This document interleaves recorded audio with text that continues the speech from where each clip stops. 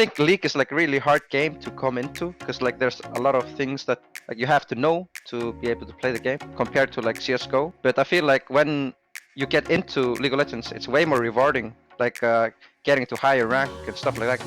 Very hard for Dusty to find a way back in, but they are looking. Oh, Chrisberg cast back into Doom, and Hoyes will secure the kill. Obviously, for me personally, there are a few champions, which is last season it was Karma, and right now she's getting better again. Then Galio, because she's kind of an all-rounder, and otherwise just whatever tank engage support that you can roam on. Backline, Hoyes slides in and assassinates a It's probably like I watch a lot of streams, like high elo players, they like stream a lot, and I would say watching that as a low elo player like gives you a great understanding of the game. A good tip for new players is to disable the chat and just don't use it ever, I think, so you don't flame.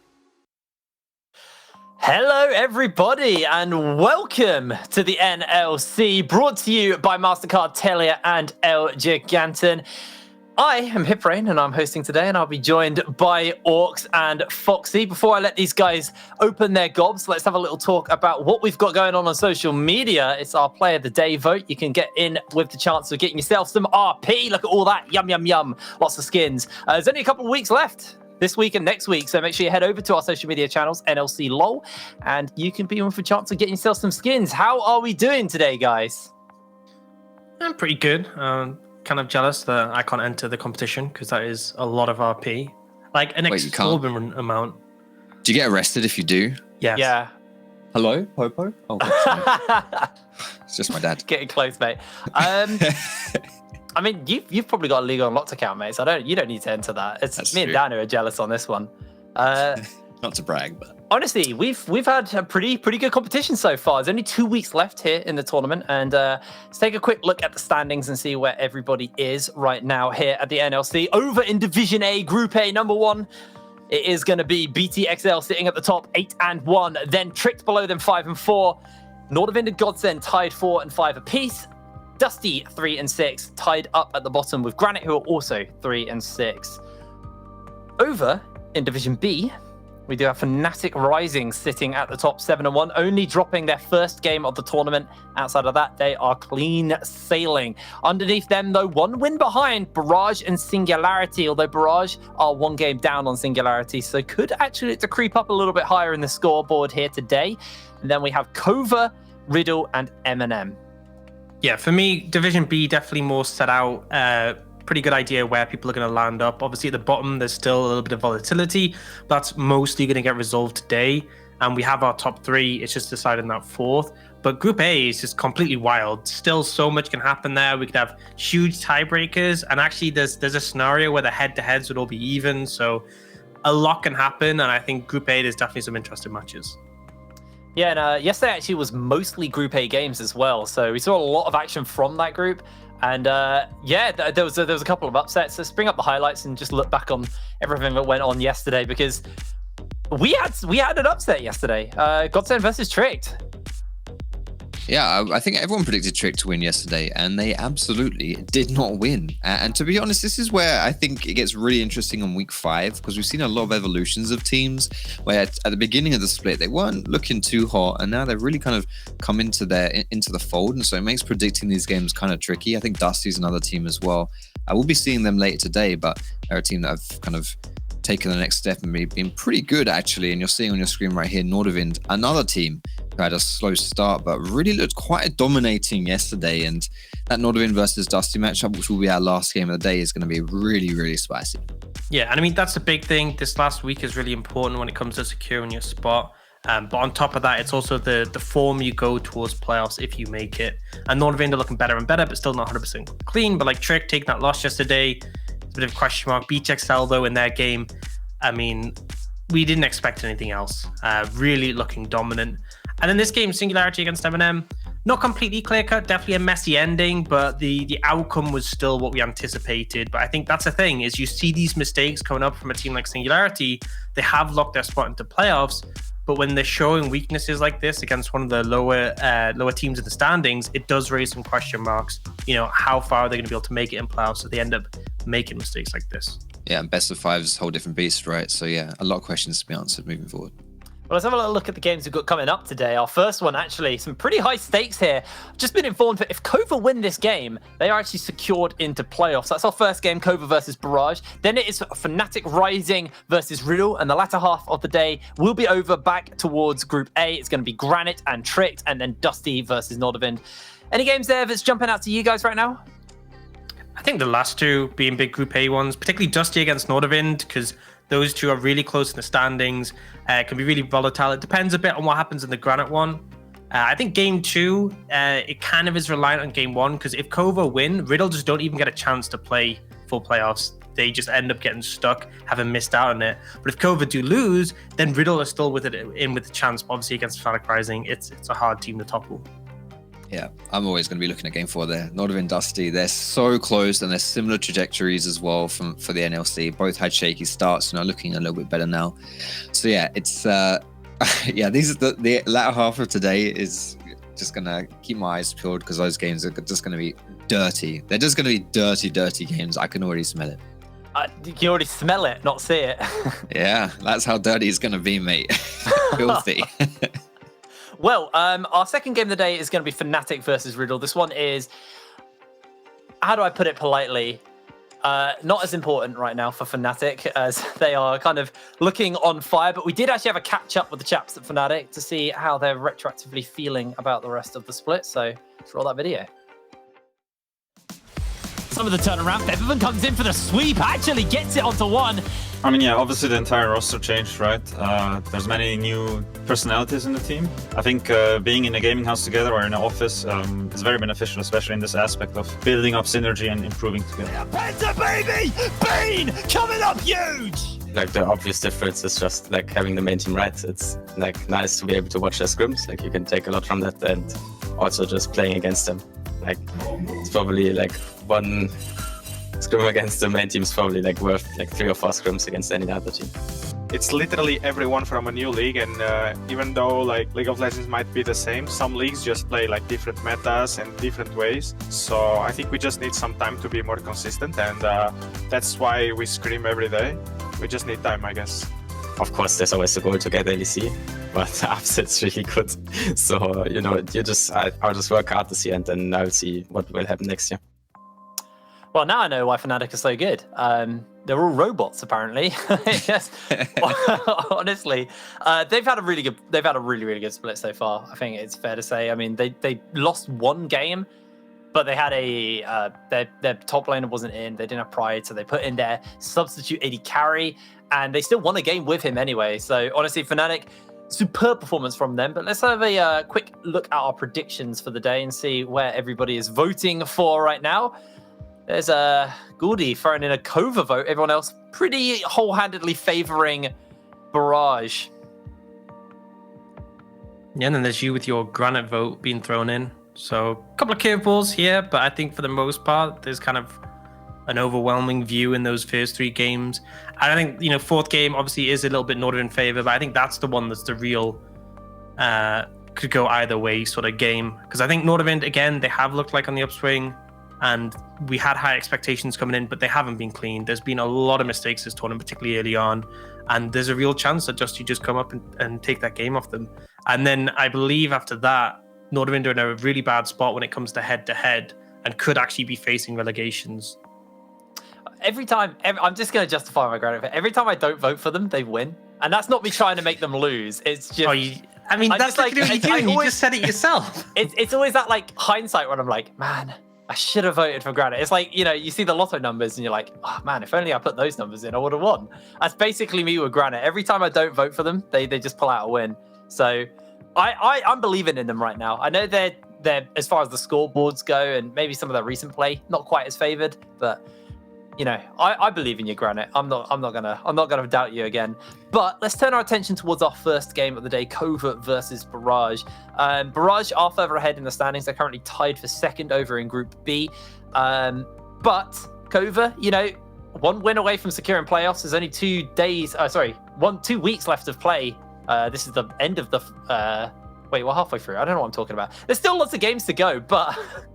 Don't look at me like that. Are you okay, Jake? Honestly. Yeah, my brain shut down for a minute. I was like, yeah, this is the last day of week 5. No, there's still tomorrow. But There's only a couple more games for Kova, so they really need to make these games count. Otherwise, they can't make playoffs. So, I mean, essentially the way it works is if Kova win this, they lock playoffs straight away. Yep. If they don't, there's a chance Riddle catch them, but that chance includes Riddle winning the next 2 games, one of which is against Fnatic Rising, and the other is against Barrage. So you don't want to leave it out of your hands because this is Kova. I mean, Kova has a game tomorrow, but you don't want to leave it down to that. You want to take this win if possible. You want to secure your spot, but they are still in a pretty comfortable spot to make playoffs, even if they do lose this one.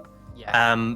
But again, you want to give yourself the best chance possible. You don't want it to come down to that last day. You have to win if you want to make it. So they'll obviously be putting everything in. And Barrage, there's still a chance. It's slim, but there's definitely still a chance they could catch Fnatic Rising if Fnatic Rising do end up dropping a game. And then obviously Barrage are trying to keep above Singularity. If they do end up losing one, Singularity has a real opportunity to overtake them. So it's all about playing for that seeding spot for the likes of Barrage, which it could go like they could end up first, they could end up third. There's quite a bit of movement that could happen there. Yeah, even if it's just not the seeding you're looking for, form coming into playoffs is always really, really important, you know. And you don't want to drop games that are unnecessary. You want to build some confidence going in, you know, have that game plan sorted for the best of series and stuff like that as well. So, yeah, there's a lot to play for, whether it's seeding or anything else. Just want to quickly go over what games Kova have got coming up, and same for Barrage. You were saying for Riddle, you know, they need to win both their games. Well, one of the games Riddle has, and the final game for Barrage is Riddle. And Kova, on the other hand, they've got this game versus Barrage right now, and their last game is actually Team Singularity. So while it's you know, they're pretty confident in the fact that they will make playoffs, they still have some pretty hard games. So Kova definitely got a harder set of games to play coming up. Well, Barrage, I actually feel like if they get this win over Kova, they then got Riddle. And again, Riddle 2-6 right now in the standings. It feels like Barrage are on track for a 2-0 kind of final 2 games of the split. And like you said, Fnatic, they could catch up to them. So it could be interesting. I do want to talk a little bit about Kova, though, and the kind of players that have been standing out to us recently. I think Outlandish, for me, in the jungle has really, really impressed me. I'm going to ask you, Orcs, has there been any players on the side of Kova that have like really stood out to you in the last few weeks? I mean, I think for me, it's been the bot lane. I think since seeing them in Telia, particularly Jaro as a really stand-up player, the impact he had on the map, the ability to sort of set up plays as a support and pair up with a jungler. And he's been doing more of the same in the league as him and Snurmy have been a great duo. And it's just seeing moments. Like I remember there was a game where Chara ends up dying 2v2, giving away first blood. And then within 5 minutes, he has 3 assists, moves around the map, makes an impact. So it doesn't even let that sort of rough start sort of set him back. Obviously not a flawless player, mistakes happen, but I think he's very proactive, which is what I want to see from a support. Yeah, well, honestly, going to be a really, really good game coming up. That's going to be Kova versus Barrage. But before that, we are going to throw to a quick break. And when we're back with that game. So we'll see you in a second.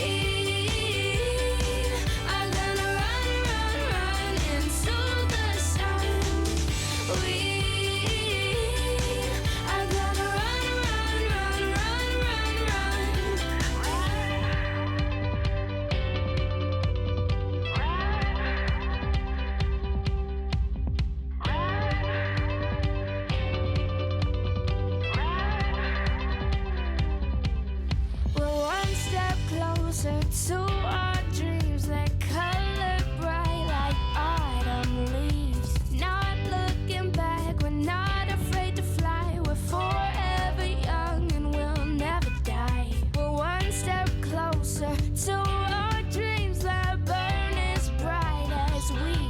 see, we're gonna jump out, climb so high, we reach the top of the endless sky.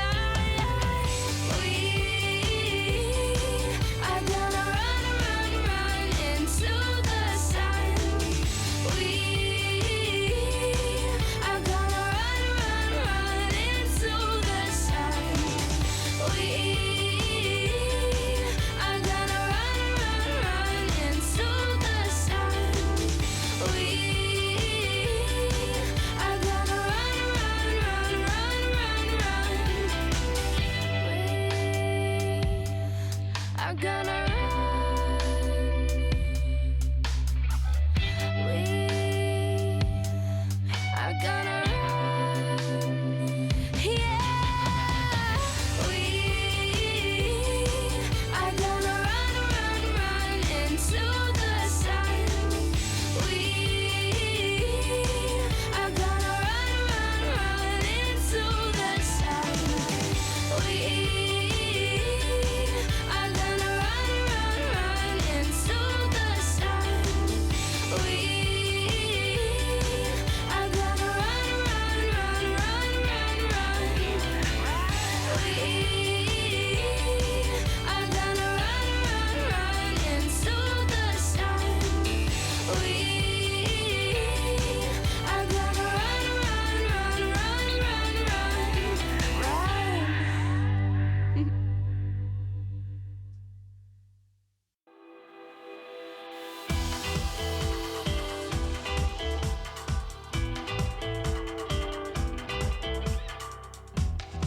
We fall so hard to tend the gardens for strong and lonely hearts. The roofs are falling under the bulls.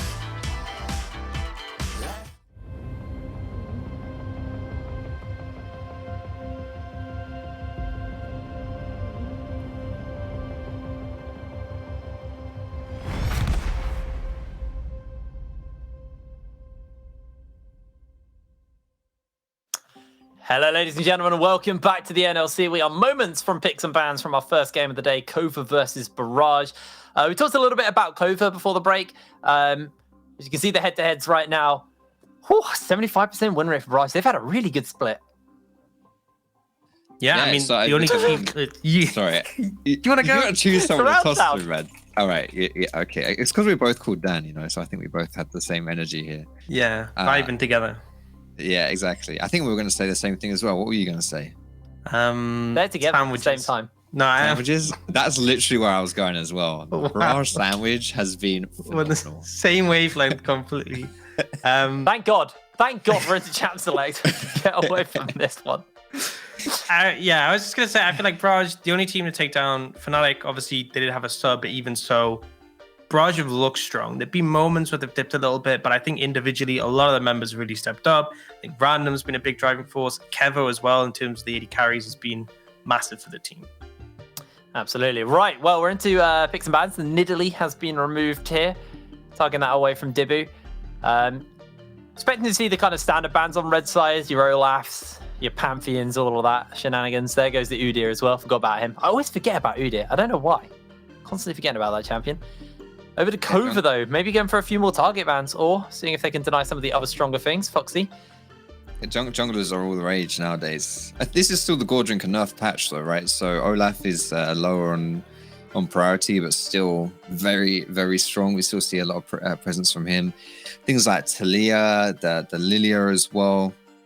There's loads of options you can go for. And getting that strong first pick, I think yesterday, there were a lot of different... I don't think we had the same first pick twice in any of the games. There were a lot of different champions that were coming out first, which is quite interesting. Even champions like the Senna as well. So we're seeing teams kind of wildly differ in their priorities here. And Kova with that first pick, I'm really curious to see where they specifically, with their team identity, decide to go. Yeah, I'm kind of getting the impression that maybe going towards the Kai'Sa. Something we've seen often is the Aphelios picked into the Kai'Sa. And it is a bit of a signature pick for Kevo, really accomplishing the champion. But I could see them banning that as a sign that first pick Kai'Sa is going to come through, just removing one of the champions that would cause some issues. But I think Kevo has champions in the pool. We've seen Xayah a lot as well as an answer to the Kai'Sa. So probably would just expect something like that. Should that be what Kova go for? Hecarim taken away. The final ban here coming in from Kova. See what they look to go for. The Aphelios is an interesting one because most people have been holding that as a counter pick to things like the Kai'Sa, like you're saying, but maybe they're kind of trying to call the bluff here because that will leave. There's so much open actually if you don't ban the Kai'Sa on the side of Barrage. You got like, or if you do ban the Kai'Sa, you've got things like the Olaf left open. So Kova could just go for something comfortable. That's going to be the Kai'Sa ban from Barrage. Pretty much understandable there. Yeah, they read that. They read that. They saw that Kova was setting up for the Kai'Sa, and we've actually skipped a ban. I wondered why this looked like it was really going threw forever. Me. Okay. I was like, this ban phase is just lasting forever, and there you go. Seraphine first pick. Again, she's one of the best things about Seraphine. One of the best things about any successful or effective first pick is flexibility. Seraphine is very flexible. You can chuck her in mid lane, you can chuck her as your AD carry, you can chuck her a support, and I'm sure there are people out there who say you can put her top lane, but I'm not expecting that at all. But yeah, either way, you're not showing too much, and you're still getting a powerful pick here with the Seraphine. Absolutely, and like one of the concerns as well with something like Olaf being open still, you could potentially put the Seraphine mid, or even if you put it in bot lane, being able to buff up the champion makes them really powerful. Barrage is instantly going to take that Renekton, and that kind of potentially forces Kova to prioritize that top lane in the first rotation. If they want to take something like Gnar into the Renekton, it's likely going to get banned away if they don't take it here. Then again, you're taking the Seraphine. If you are going to go for something like that Olaf, it probably needs to be now. And that would mean leaving your bot lane till late if they wanted to pick both of those up. But Barrage is going to take the Lilia, one of those strong junglers, able to clear, Debu really strong on it, and securing a good lane for Momus. Nice. We've seen Debu pretty much play the Senna. Sorry, not the Senna. The Lilia a lot throughout this split. It's been especially towards the latter half as well. So kind of a comfort pick for them getting locked in there. Gragas as well, really nice because it's a flexible pick again. You can put it in the top lane, you can put it in support, you can also technically put it jungle. There's not been too many junglers willing to pick that, but with the Graves lock in, I actually really like what Kova have done here. It feels like they haven't actually revealed their hand yet, and Barrage are kind of a little bit unsure where this Seraphine is going. Yeah, I feel like you can guess with the Gragas. You know, Gragas really strong in the top lane and just neutralizing lanes. You're picking him here, so you have an answer to the Renekton. You could potentially pick something else up later, but I think you'd be happy just leaving him there. It's where he's stronger at the moment compared to, having him support. And then you don't have the Olaf, but you have the Graves. Obviously, really good sustained DPS. If you do play the Seraphine in the mid or bot lane, it means you have a jungler who's able to provide that consistent damage in a team fight. But Raj, random going for the Yone.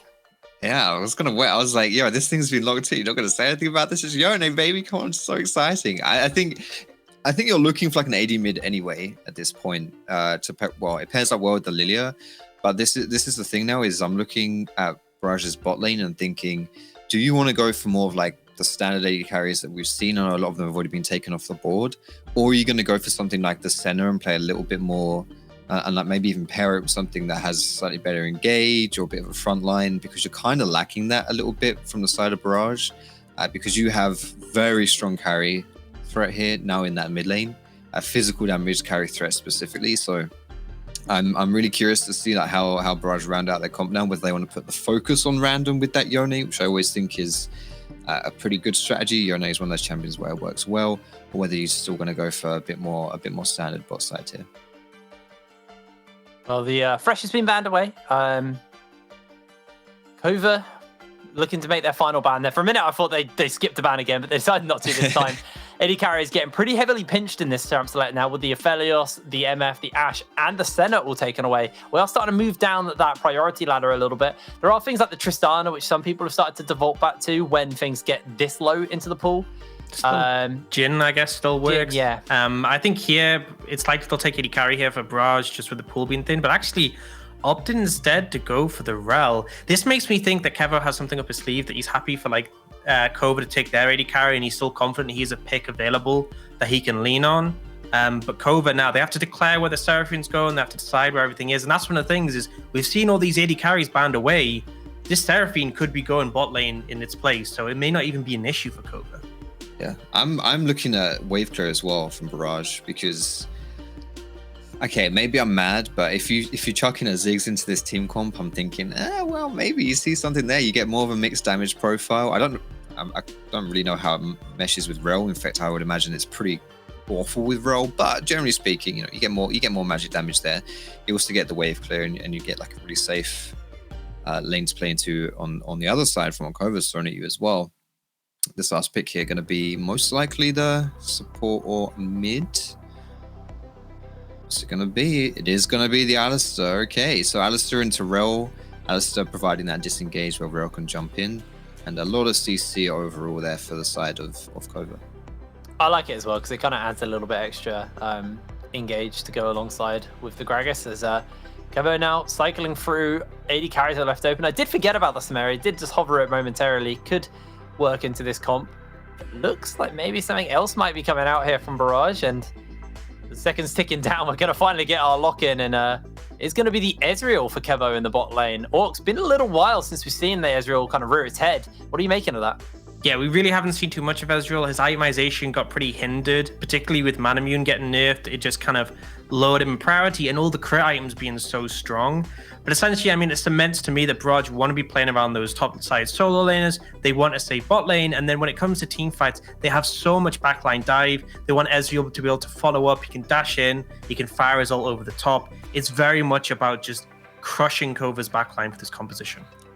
Yeah, I have a bit of question marks over the Ez, because sure, you get a bit more magic damage focused with your W, with your E, with your ulti as well. But the build for Ez nowadays is like Dustblade and something as well, right? And I think Reaver, I believe. Yeah, Essence Reaver, Dustblade. And I'm just like, does that really work into like Alistar and Gragas and stuff like that? It'd be interesting to see how that's going to play out. Yeah, I think it's honestly going to be quite an interesting one. The Yone in there gives me hype for like some exciting fights. I think both of these teams have got pretty scrappy fights that are going to be coming in from their comps put together. So could be a good one. Now it's time to pass it over to our casters. They're actually making their debut here, and we're going to brand them "Don't Ever Talk to My Son Again." Over to you, Scoundrel. I'm relatively sure that "Don't Ever Talk to My Son Again" is something that quite frequently gets handed with me, honestly. I think I just like have the general dad vibes, and everybody else just looks like my son. Gilborg, I'm very happy to be casting with you. I haven't had the chance. We've had a couple of practice casts here and there. I think they've gone really well. So I'm super excited to have Don't tell them that. Okay, they're going to be terrible. We are terrible. We are terrible at what we do. And unfortunately, you're going to have an excruciating 4 games through today. But no, I am really excited. And obviously, we've got 4 really important games coming your way today. Tell me what you think of these two comps then as we head into this game. I know the draft the desk kind of touched on the draft, but I'd like to hear your thoughts about those win conditions and who you're favoring. Yeah, so I definitely like the confidence from Random coming out with this blind pick Yone out of nowhere. But what I also think is cool coming out from Kova is the adaptability you see. You know they opt into some disengage when they have the Gragas cask. You got the Seraphine with her ultimate, who's also available to play with range in these extended team fights. And then, of course, Snurmy on Desire. So a lot of the things you want to do on the side of Barrage is like go in and try to get a catch. But you have a lot of tools to actually disengage with that. But at the same time, on the side of Barrage, like if they hit those engages or if they get engaged upon themselves, they have the Rel, they have the Ezreal, they have the Lilia. Like both comps here has a lot of tools to play engage, but also to play disengage. So there's a lot of flexibility going on in this, and that's what I kind of like from both drafts here. I always favor a Seraphine mid though. Like Seraphine to me is just one of the most insane champions in the game when played correctly, especially if you're giving her that scaling that comes in the mid lane too. Like her ultimate should be banned. That ultimate is just ridiculous. This is a really important game though, not only from, both of these kind of standings perspectives, but for Kova, this is like their chance of securing playoffs. Like a win here makes it. I'm not entirely sure if it's absolutely guaranteed, Gulbog. I don't want to put my foot out there and say it. Let me help you here. If they win here, Scoundrel, that they are 100% in playoffs. If they lose this game, but Riddle lose their game as well, then they are 100% in playoffs as well. So if you are a Riddle fan, you are really hoping Kova loses this game, because if they win, then you have no chances yourself. So for Riddle, their destiny is no longer in their hands, and for Kova, a win here will be enough to secure them the playoffs. So yes, a win here would be perfect for Kova. And what a story it would be for Kova, coming from the Telia Finland League, making it through the Telia Masters, getting into the NLC, and then to essentially oust some relatively stalwart organizations in the NLC and find themselves in a playoff spot. A real chance of going to the European Masters, a real chance of claiming the title in the NLC. It would be a huge, huge story for these guys. And they've impressed me every single time. Now, I kind of predicted Barrage just because I've been really impressed with the way that Barrage has been playing in the latter half of the split. But I think it's too close to call realistically. I think both teams have what it takes to win this game. And obviously, as you said, the drafts don't really lean one way or the other at this point in time. Yeah, and I think to me, the biggest surprise for me has really been Tiara. We had seen a few things from him from Kova last split, from the Telia Masters as well, but this split, I really think he solidified himself as a great ERL support. He's great with roam timings. He's got the 3rd highest kill participation in the league, not only as a support, but just in general. So this is a guy that's really good at having an influence on the map, and when Kova has success, it's usually because that Tiara is enabling lanes. And as you can already see, waves getting pushed in, Tiara's onto the map, getting a deep ward as well to get some intel. So they know Debu is on the way topside. So it's small things like these that are great coming out from Kova. On the other half though, like Kevo on Barrage has really been someone to look forward to. Like he's at the 2nd highest KDA among AD carries. And Kevo had a lot of question marks after a questionable split with Ents last time. Like, is he just a middle of the pack AD carry? And now with Barrage, I think he's solidified himself as one of the best AD carries in the league. And he's playing a champion that I think he has been known for throughout his career, which is that Ezreal. Kevo's Ezreal is something that is very, very good. I kind of want to also pay attention to where we are in terms of lane priority right now. Like, Kova have got complete lane priority mid and bot, and that's kind of what a Graves wants, to have that lane dominance. Now, I think Lilia has kind of remedied that by starting, obviously, bot side and being able to clear her entire jungle. But it is, boding well for Outlandish here if he's got 2 lanes that are just in dominant control of where their lane state is right now. Yeah, completely. And I think that's great a pickup here from both junglers. Obviously, Outlandish knowing that he'll have Pro in the bot side, and of course in top side with Momus pushing in Tatooine in the early game so Deepu can come up and trade. So no one is opting in for any Scuttle skirmishes, but as Outlandish right now, as Tatooine might get dived, we'll see here. He is going to back off, but when Deepu is here, I would love for Outlandish to go in and get the Grump. You can see they have intel on the ward. It's just respawn. So I would have loved for him to cancel that, just get the Grump to get an XP lead, and then get back and contest here. But with this, he is just recalling in. Deepu might be going for that play that I just explained, and yep, there he goes. So I think you should have traded that. But Deepu with Smite, with the movement speed from Lilia, should be able to get out as well. So a great read from Deepu in the early game, and Outlandish, really, he could have been able to punish this. Close. Deepu will be able to get away with that movement speed, I think. Wow, I think Momus is just going to back in the middle of the jungle and get away with it as well there, Gulborg. Good start for Barrage, of course. It looks like a relatively clean start from their jungle topside especially. And it does look like Random is starting to gain control of that mid lane again. He's starting to get back into it a little bit more, put some pressure onto Proka on this Seraphine. I think, in particular, that lane matchup can be a little bit awkward. We have an engage coming from Stefe. I'm not sure if he's going to go all out right now as Tiara jumps in, draws back, the stuns come through, but it will be a tit-for-tat trade, nothing major going on. And that's the thing with the Alistar Rel matchup. In reality, it's actually the guy that engages first that will lose, just because you're not able to disengage the other. As Alistar, Tiara could have thrown out a Q to stop the knockup, but he decided to go on the Ezreal. So realistically, when Seth was pulling his damage down, Kevo couldn't follow up. He was being CC'd himself, and that was a perfect follow-up from Snurmy with the root and essentially forced out the heal, and that's perfect because now you don't have the priority. Now Outlandish gets to just solo this Drake, and I had the question in my mind, I didn't actually say it, who was going to get the first Drake, and that's been answered now from the priority. In the bot side, you're going to be able to pick up the first Drake and potentially some Drake stacking here, just because that you have a Seraphine in the mid lane. When she gets level 6, when she creates skirmishes, having that extended team fight, that's where she excels. Yeah, I think that also all set up from that early game pressure that they had bottom mid side that allowed Outlandish to get control of that bottom river. The deep warding that came through as well. They just kind of allowed them to set up for this play. And to be fair to Barrage, I don't think they're dumb. I think they realized that was going to be happening, but they weren't too concerned about first Drake fighting just as of yet. But it also says something about the level of teams here, right? Because it's not just a stomp from Barrage. Even in the early game, you can see they are being contested in lanes, specifically the bot side here. And that's perfect when you are Kova, getting that kind of momentum, that mental edge, if you can say that. But going out on the rest of the map, next objective will probably be the Rift Hell, and Barrage having a lot of top side pressure might be a problem for Tatui. Yeah, they're going in. Debu does find a sleep. Explosive Cask will buy some time as Merce gets bounced back. It is a deep engage coming out on first blood for Debu. Tiara has made a cataclysmic roam across the other side of the map here, and Kova don't look like they're done with this engage just yet. Tiara will not find anything though. He really only has the support of Outlandish right now, and actually they're going to go even further and burn the Flash of the Graves. Yeah, it's just dangerous this side of the top side from Barrage here. We saw how the bot lane struggled, but that's not the case for the top side. Mamas have so much priority onto Tatui, and before Tatui gets his armor items, well, he's going to be a dive potential all the time, specifically because of the mixed damage profile that's also coming out from the side of Barrage. So first blood going over to Barrage, a lot of XP denied for Tatui, and at the same time blue buff being stolen away by Debu. So great job from the jungler and top laner from Barrage.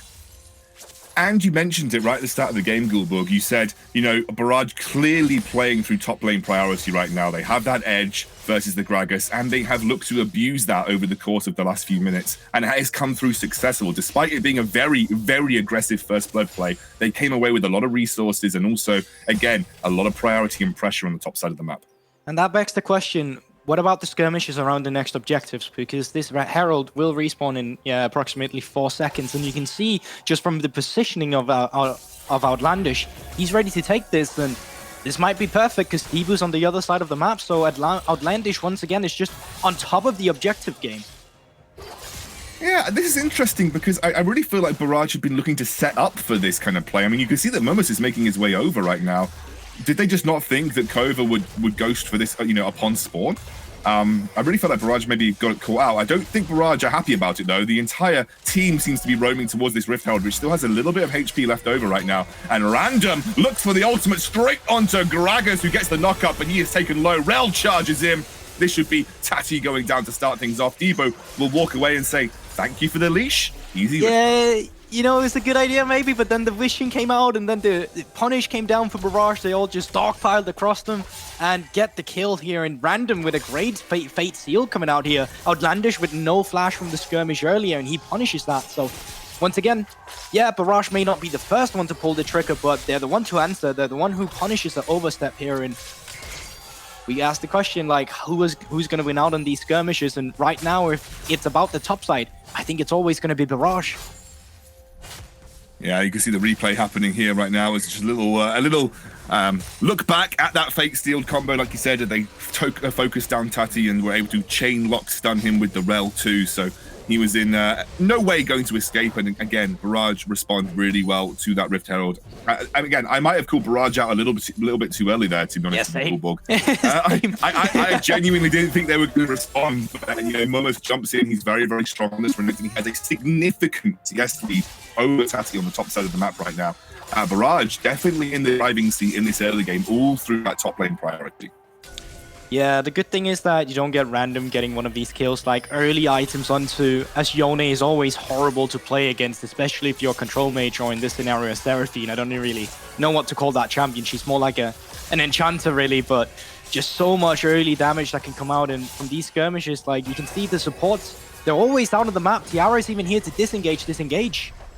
I've got to be honest with you, despite Kova having a bit of a rough early game, Tiara's doing exactly as we expected him to. He has been everywhere this game, like top to try and stop the top lane first blood. He was the first support that was over to the Rift Herald. He was in the mid to prevent the dive coming out onto Proka with the ultimate from the Lilia. He has been a rather active support this game. Yeah, and that's just like the strengths of Tiara. Like his understanding of reading the map is so good, and as you said, like he's just been doing it this entire game. But with this Rift Herald now coming out from Barrage and with the mid lane priority, they're going to clear out the vision around the Drake. That's the pressure, that's the vision, and you know what? That's onto the objective. They don't have Mummus for this fight, though. I feel like Mummus is a relatively important part of the skirmish potential of Barrage right now as Outlandish jumps in. He has stolen a few of these in his time, but he won't get it this time round as Fate Seal comes through from Random. Lots of damage onto the jungler, but you see right now Barrage not in a strong position in this skirmish, and immediately Random and Kavo have to back away. Flash is being burned, Sethe the same, and somehow Barrage get out of that dragon fight by the skin of their teeth. That's so illegal getting out of that dragon fight. I can't believe that no one actually died on the side from Barrage there. And that is just perfect for them because now the lanes are being shoved back out, but you cannot shove them. You cannot crash these waves before they're out on the minion wave or out on the towers. So realistically speaking, even for the laners, they're going to be able to get back with this without losing anything. So that's perfect for Barrage. And I don't understand how they got out with so little HP. Nor do I, honestly, Gulbug. I thought for sure at least Debu was, or Random at least, was going to drop from that engage. But alas, was not the case, and they walk away. And I did say, I really do feel like, you know, you're playing a bit of a dangerous game if you're not playing these skirmishes without Mummus. I do feel like Mummus is an important part of these engages. That's the ultimate from Seraphine, though, and now Random might pay for it with his life afterwards as he gets taken down low. Proka will pick up the kill, and they'll get a nice little cheeky one-shot in the mid lane. Yeah, great timing of the summoner spells and just Random in general, disrespecting the vision control. Like, you get out of the lanes after having a reset. Tattooe is getting dived at the same time. Yeah, I think that Tattooe maybe go, oh, actually, nice little flash. Keeps himself alive. Ah, that's slick from Tattooe, keeping himself alive. He does still have the TP, and Drake was only taking like 2 minutes ago, so you can go for this TP, try to defend the top turret if you want to, but you can also save it for the fight and just feed Outlandish these resources. But while this is happening, Tiara was mid and Snomi's getting dived.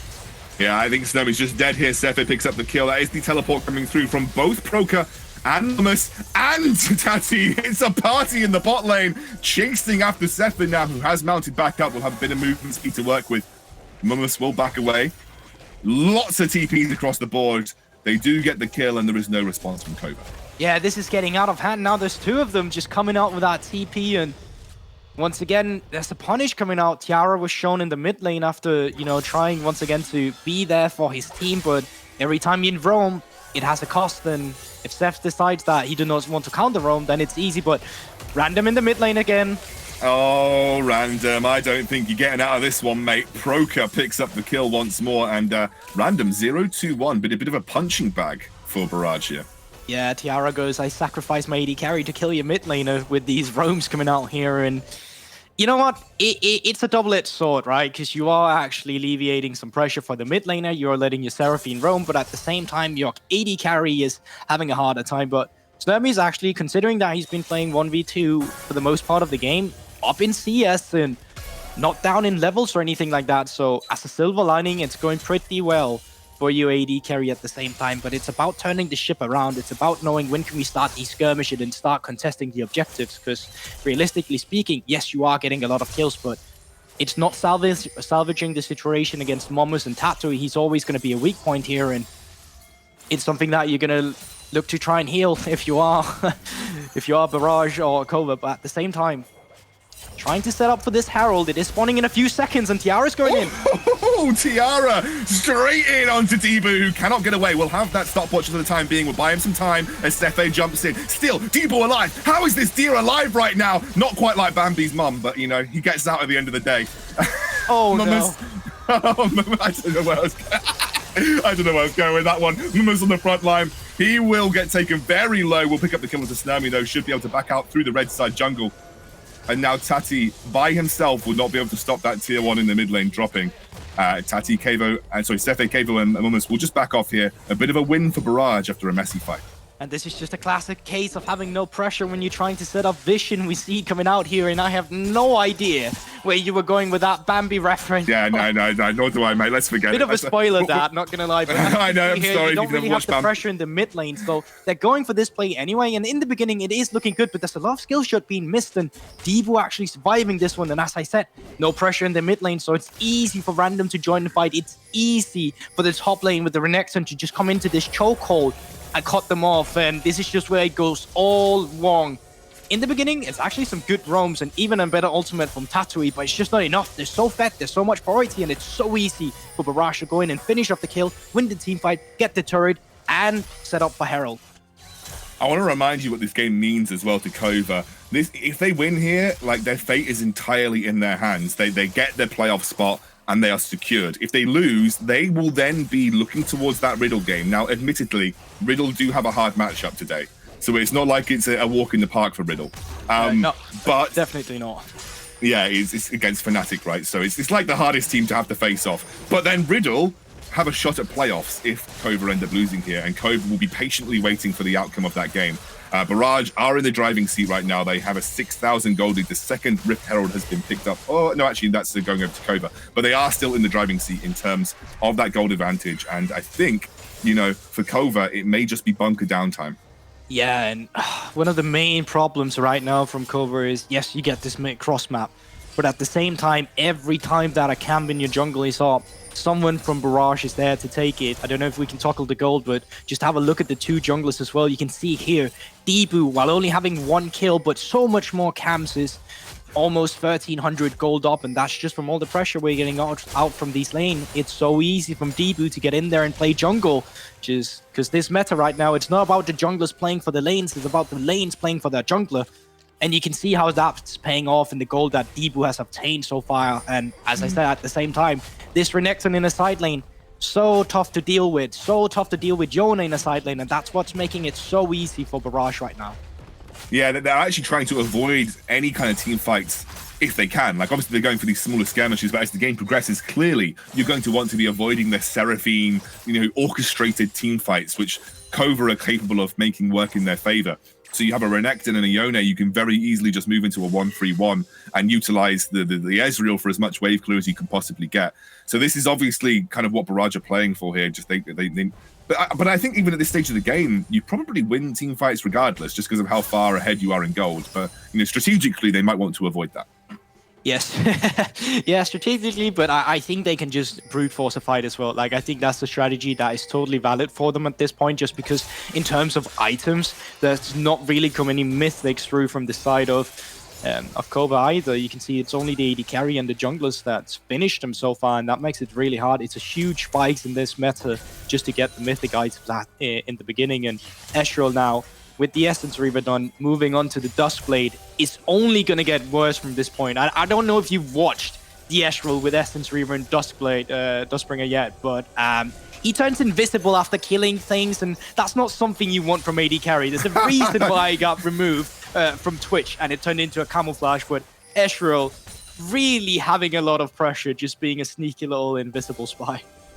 Yeah, and especially with the mobility of Ezreal as well, it's so difficult to track him. If he's able to get those resets and kills in fights, it's definitely something to keep our eye on as this game progresses. Random now putting pressure onto Proka, who is now being threatened to dive by the Cephei on the side lane. They're going to go for this tier 2. A lot of standing gold still left on the map. No turrets taken at all for Kova, but they can't actually get their waves into a position to even threaten them right now. Every part of their jungle is kind of lit up and controlled by Barrage at this point in time. And honestly, I just don't know how Kova responds. Yeah, that's the thing. So it's so hard for them to give a response here. They had the Herald, so they could try and go for an auto turret with the Herald in the top side, where so many resources was being put down to the bot side of the map. But the problem with that is that you're still going to lose more. There's no play you can make as Kova right now where you come out on top, and that's the problem. You don't have a force of attack right now, and in your comms right now, you're just going to be talking about, okay, when do we feel comfortable fighting? Is it around this next Drake that which Barrage get, they are going to be put on Soul Point, or is it actually going to be the Soul Drake where we feel like, all right, that's realistically speaking the best moment for us to come in and fight? And now with Herald, they are summing it up across the mid lane, which they could be able to take bot. Oh, big engage coming through. Rel now in the front line, trying to bring everybody together as Mummus has the flank. Big flank from the Renekton. Gets the first kill onto Snurmy as Outlandish is taken low. Trying to heal them up as they go, but they cannot win this fight. Debu gets the second. Bonks the Gragas on the head. A little bit of a taste of his own medicine. And now Barrage will back off. They are in such a commanding spot. It is just so hard to navigate this. If you are Kova, you could just see it. Random with a great fate sealed, and after that, it's just a follow-out, and that's what I talked about. Yes, you have the range to play around with if you are Kova, but that kind of requires you to have some ground between you and your enemy. That requires them to run into you, but if you're running into them, you're also playing into the win condition, and that just kind of sucks. And with Baron started up, with Outlandish not having flash, this is a tough task to steal. Yeah, they are going for the engage here. Here comes the teleport. Bit of time. Random now jumps in onto the Seraphine and procs into that stopwatch. In the meantime, Tati has a lot of damage as Random's forced to dive back. Debu taken low. This might be a little turnaround for Kova. Leashing the Baron. Tati keeping it alive so they can potentially turn and pick it up. As now Kavo tries to get into the fight. Snurmy on the outside here. Cephei forced to dive away. And now Kavo is 1 versus 5. He will drop. Shutdown comes through. And suddenly, Kova turn onto the Baron. Oh, there's no way you let that Baron go now. Is this also the third Drake you might lose on upon? Just because if Kova gets this, they get the faster recall, 4 seconds on the way to the third Drake, and they might just snatch the tempo from Barrage. Yes, Barrage is still up 5k gold lead, but you should not let this kind of Baron go. And here's the engage we saw from the first half. Like, a lot of your ultimates are also being used here. TP's coming out, flash as well from Momus just to shut down the AD carry. And you know what? The craziest part is that in 30 seconds, Nermis is still back to contest the Drake, or the Baron rather, sorry. And this is just a testimony right now to how far ahead Barrage is. With this, they're kind of overstepping. They're not anticipating that the respawn has come through, and the TP also from Tattoo is ready to punish. And it's just so split from the side of Barrage. Momus was busy tanking up the Baron. He couldn't join the fight, so even though you could have a man advantage, he's just realistically not there. And then after this, Snurmy is finally here. He's here to join the fight. Just miss out on the route, but you know what? Gale Force is an item that kind of just doesn't care.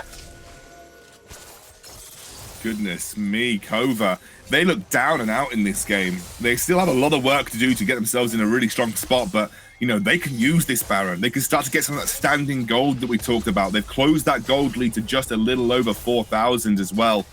Barrage still feeling relatively strong. As you said, that Duskblade has been finished up as well here too. So Kova will now start to have that teamfight presence that you talked about as the Ezreal. But look at this. Look at Momus. There's going to be a bit of a pause coming through. Look at this. A pause. Look at this. A pause. I was going to indicate that Momus is on an inhibitor tower right now. So he is on an inhibitor tower in the bot lane. No one yet responding to him. And he has got a wave there as well. And I think one of the crucial parts as well was we didn't see it through the replay, but the third Drake did in fact go over to the side of Barrage. So they are sitting at soul point now with this Cloud Drake, which is honestly perfect for a lot of the champions you have here. Rel, definitely a champion that lacks movement speed, that would love some after ulting. Renekton as well with the Dominus, and my god, every time Fate Seal comes out, I mean, are they just looking to try and end the game here while Renekton's split pushing? In the meantime, that's a very, very low Kavo in the backline. They're going to immediately get the kill. Drowsy has proc. Tati is low. Will get taken out. It's a 1-for-1 overall, but in the meantime, you're losing your inhibitor towers. I think Kova are trying to brute force this in the mid lane, though. You're going to have a back half coming through. They're going to trade inhibitor for inhibitor at the end of the day. I don't think Kova can finish. However, if I had to trade inhibitors, I would much rather have a bot lane inhibitor than a mid lane inhibitor. Yeah, but can you get the recalls off? 4 seconds, can they be stopped? Keva is trying. They're trying to stop Snurmy here. Sefe has done that at the very least. They'll get one inhibitor and they'll take an inhibitor tower on the bot lane. Oh my god, wait, Snurmy? Snurmy? He's going to Gale Force in. We'll use the ultimate to buy some time. Oh! Flash! Recall on the feathers. Snurmy gets the outplay. Sit down, kid. Wow, what an outplay from Snurmy, but I think he's not getting out of this one alive. Random is coming in. He's still on a Warden. Yeah, goodbye, Snurmy, but what an outplay. That was, I'm going to say it's sexy. That was a sexy outplay. That was sexy. And Kavo caught a little bit off guard. And taking 1-for-1, though, at the end of the day, Random gets a much-needed kill in his back pocket. There's been so much action this game. I mean, let's take a quick replay of that. I mean, it was just beautiful to watch.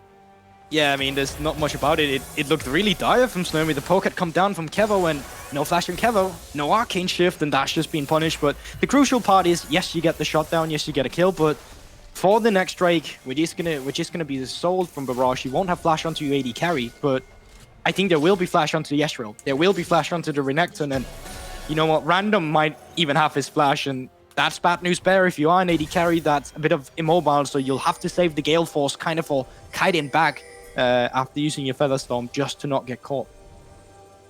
We haven't had much chance to kind of discuss items because I know we've talked a little bit about the Ezreal items, but this game's been so action-packed. We've had skirmishes almost every second of the game, it feels like. Let's take a look at some item spikes now, though, because obviously Kova have had some time to equalize that gold lead. They are still about 5,000 behind, but it hasn't got any worse for them, for sure. So we're getting into the later stages of the game. Are there any major item spikes for both teams that are going to influence the outcome of some of these next fights? Yeah, so 3-item power spike Sire is always something that's going to be there when she gets the IE afterwards, this one.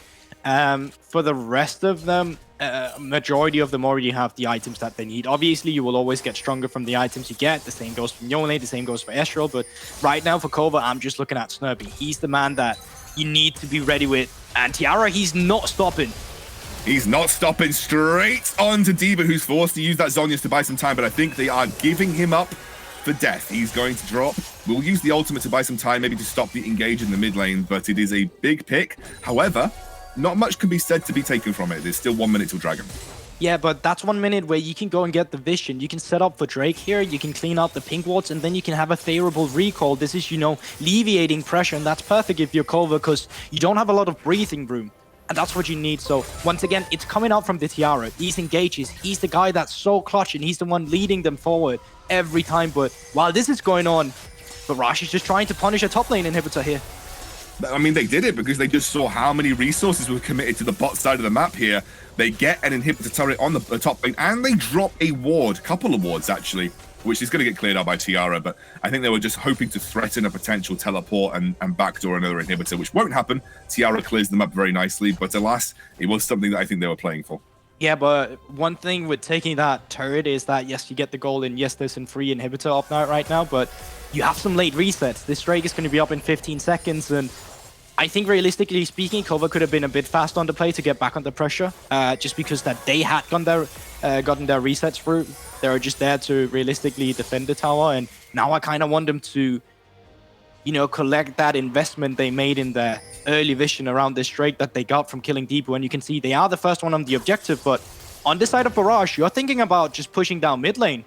But they don't care. They obviously, like, Kova aren't threatening Soul, and it's Cloud Soul, whatever, but I mean, right now, Barrage don't care. They're going to take the extra standing gold on the map. They said, okay, second Drake for you, whatever, we can wait. However, I would say, my question to you, Gulbug, is waiting okay for Barrage? Like, you are giving time for this Xayah to scale. So personally, I think they could have contested for that one, but they decided to go for more mid lane oriented pick, and the same can be said for Kova now. Like, you don't need to go in and contest the Baron Visher right now. Just keep pushing down the mid lane. Force them to come in and defend. Force them to show themselves, because right now you do have blue orbs. Like, you can call their bluff any time, so just play the macro play. Don't play into their hands. As I said, you have compositions where you like to play around the room, like the growth. You want them to engage in you and then kite back. You don't want to just run blindly into them. So, as Kova right now, play it smart, play it cool. You know, you need 3 items onto this Xayah. And after that, maybe you can start being a bit more optimistic with your plays. Obviously, there is a bot lane inhibitor dropping. You know, I talked a little bit about why that is important. You know, the furthest away from Baron, it helps create some natural pressure, but it has now respawned for Kova. So that will be no more super minions spawning on that side of the map. And Tati looks like he's going over to deal with the final wave of super minions that they will have pushing their way. Yeah, they need to be careful though, Kova, just because that they don't have priority in lanes right now. Top lane is shoving in for the favor of Barrage, and the same with bot lane, Random. He does have TP, so if Tatu is not able to defend this, well, he might have some troubles. And you can see Random, he's not afraid to duel. He's got lifesteal, he got everything he needs. Fate Seal misses. He's trying to go for the inhibitor. Will he pay for it with his life though? Seraphine is coming through. I think Random might be in a bit of a rough spot. But while this is happening, Baron has been started. It has been started, and I think Kova are looking to respond to this. This is going to be a spicy, spicy part of the game, and I don't think Barrage want to risk the same happening as previous. They're going to back off, as while Random continues to threaten. He's trying to get the minions to do the work for him. He dives on to Proker. It is a 2v1, and Random's winning. Tati, though, jumps in. That's the ultimate coming through. Here comes the Gourd Drinker. Will it give him enough time to respond? My word, he's taken low. Oh, my lord. He gets the inhibitor, and the top one is going down too. Barrage, somehow, Random finds the 2v1 inhibitor take, and they'll pick up the top lane inhibitor also. Yeah, but crucially, Tatu survives, and he has TP. That's Home Guard. That's Atlantis coming in as well. This is going to be a fight.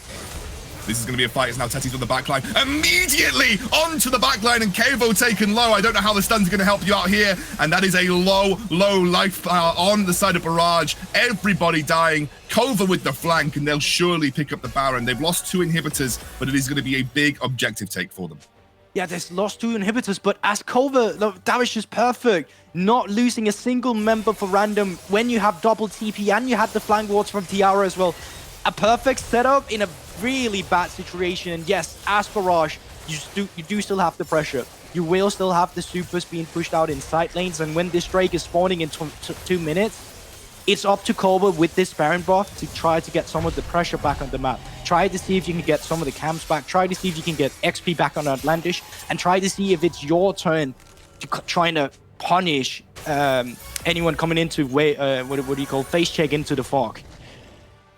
Of course, we have quite a while before the soul is up on the table for Kova, but let's take a little look back at that 2v1 from Random.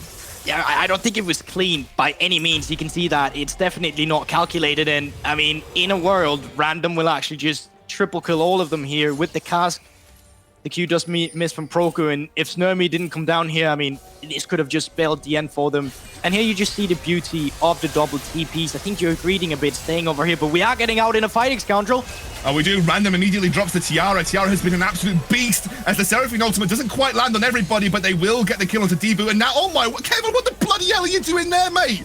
That's not the right position to be in. And Mummus is the only member of Barrage remaining again off the back of a team fight.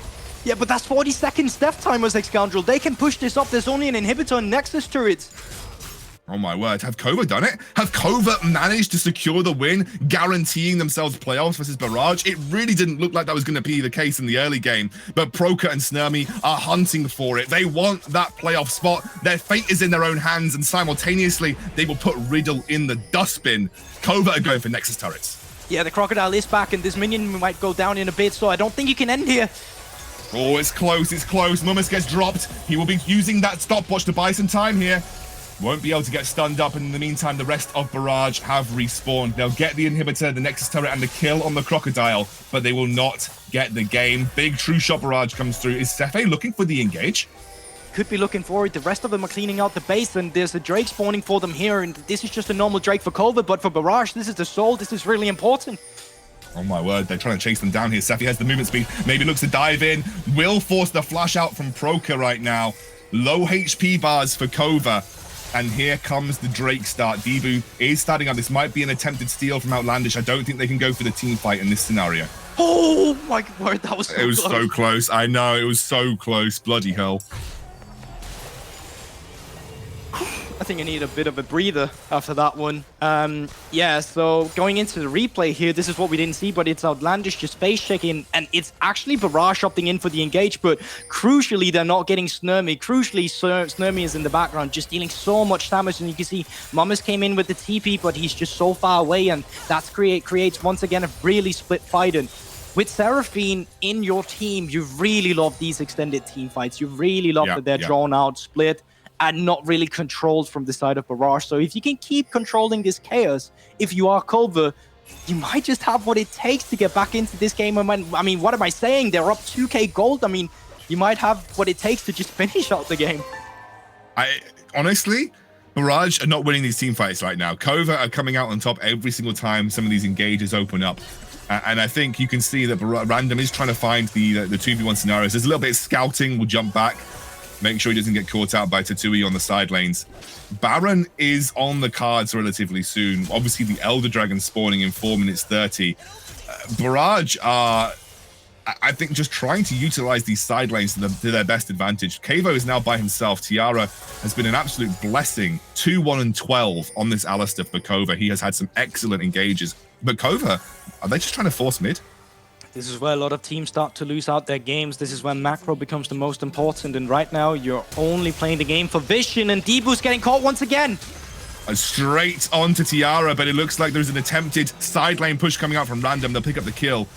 It's going to be an inhibitor respawning relatively soon, and Random can do nothing about it. Tiara has been an absolute beast this game on the Alistair. Yeah, this guy has turned up so good, and I just think he's evolving every time we see him play. It's just like he keeps impressing me. The engage is coming out specifically on Debu every time he's made his life hell. Perfect once again from Tiara. He's the driving force for this Kova squad. Mid lane push coming through. Sorry. That was really uncalculated. And with this, inhibitors have respawned, so, you know, there's no longer that pressure on the side lanes from the side of Kova. You have just freed up the map. You can start playing normal League of Legends, and with Snurmy being so fed in the background now, 4 items QSS, he's so hard to deal with. And they are just looking for a teamfight end here, I think. There is just one Nexus turret to deal with. Now Mummus being forced out by Snurmy. Here comes Random onto the front. Oh, the Fate Steal is pretty good for the Ryan team. Snurmy will get the first kill in this fight. Debu now gets dropped. Doesn't have that stopwatch to buy him some time. I have no idea who's going to come out on top right now. Kavo's still alive, getting forced out by the Alistair. It is eventually a 2-for-2 overall. And now Mumus on the front line. Stefe there as well. Kavo trying to find an engage. Mumus dives in onto the back line. The stun comes through, but the stopwatch is there. This is Kova trying to find their win into playoffs. They're going to get Stefe down. They're going to get the ace. This will be the Nexus turret, and Kova are going to playoffs. I knew they would do it. I had them in my prediction. I knew this team could do it. They keep impressing me. Like they had such a slow start to the split X-Scoundrel. They honestly, they look bad in the beginning. I feel confident saying that. And the only reason I feel confident saying that is because of how fast they improved. This team, and specifically around Outlandish and Tiara, like they're just the driving factors, and it's the rest of them are just kind of catching up. Yes, there's still faults in the early game, specifically from top side as well, with Tattoo having a hard time on the weak side, which respectively is hard to play. But once again, this team's just not had their peak yet. I refuse to believe that, and they just every time keeps impressing us, and with this have locked themselves for playoffs. And Riddle, unfortunately, will find themselves unable to claim that spot as well. Kova, massive congratulations to them. They are now our 4th locked-in team on Group B, and we have our playoffs essentially secured on that side. We're going to go to a break. When we're back, Analyst Desk will break it down, and we'll have an interview with someone from Kova, I'm sure, to celebrate their playoff lock.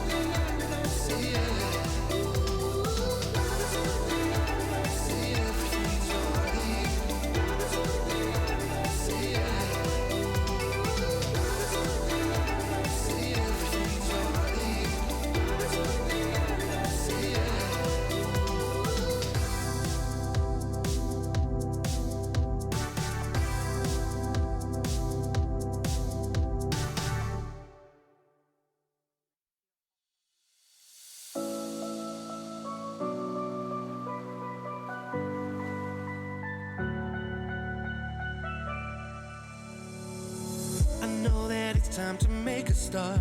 We can't stay where we are, my love. This is our one chance to chase the sun. We've gotta cut and run, my love. For all the reasons we work so hard, for the life that we deserve. I know that we'll be on gold. sense, seeing far across the world.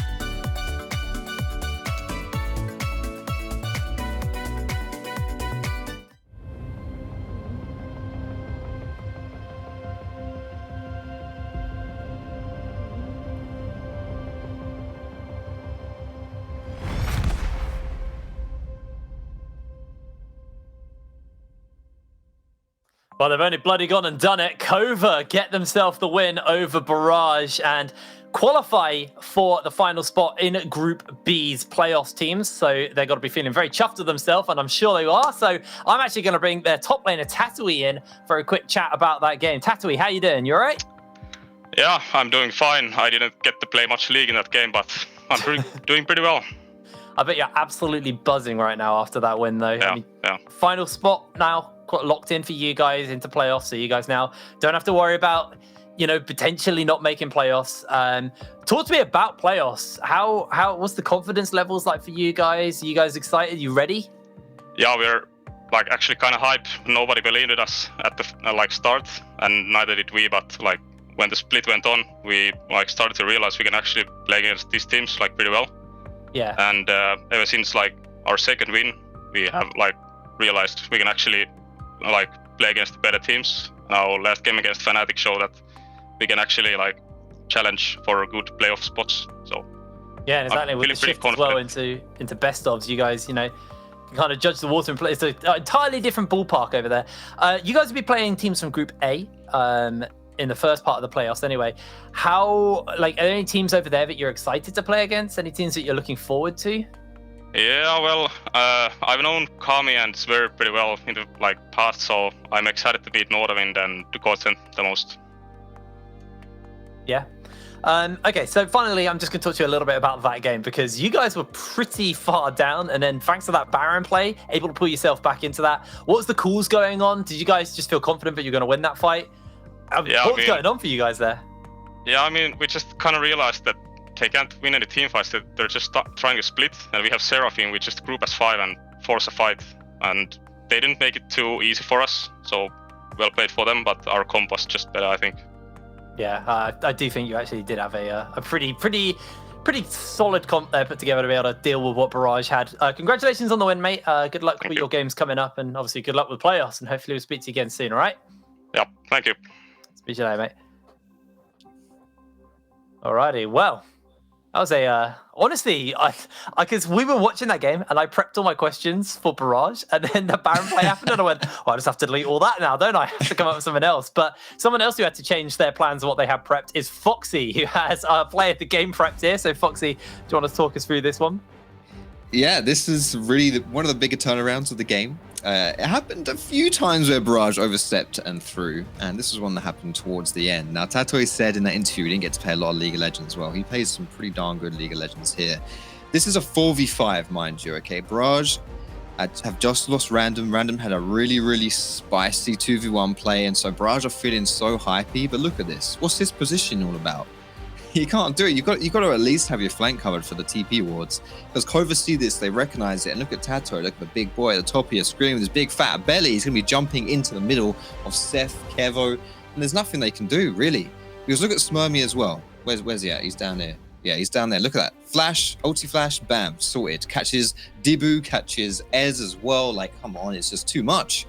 And honestly, I think Smurmy in general had such a solid game.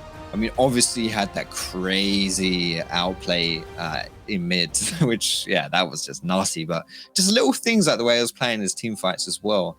Kova, with their decision-making for punishing Barrage's mistakes, that was great. But on an individual level as well, they played really, really, really well. Yeah, I think there was definitely great play coming out from Kova. And I think Barrage obviously made some mistakes. The Baron play was a big way to throw away the game because they were significantly far ahead at that point. Their early game plan went as they sort of planned. But I feel like the draft kind of didn't give them much wiggle room. You know, you made one mistake and everything kind of fell apart. It's because you look at Kova's composition, it's so good at kiting backwards. You got Seraphine, you got Gragas, you got Xayah, you have all this disengage, all these peel tools, and all Barrage's composition wants to do is go forward. And it's much harder to execute, especially into all those tools. So I feel like Barrage, particularly the early game, went perfectly, but they only had to make one mistake, and I feel like draft definitely had a big factor here. So I think Kova gave themselves the best shot they had, and they took it, and they ended up winning with it. Honestly, a really, really good game there from Kova, and especially when they were in dire straits, able to pull that back, lock themselves their final playoff spot. And unfortunately for Riddle, it means they are going to be looking to play upset in our second game of the day versus Fnatic, as unfortunately they won't be able to qualify. They don't have to worry about relegations. They have the head-to-head on M&M, so no concerns there. But before we get into our second game, it's time to feast your eyes on all of these goodies. We're going to break. See you in a second.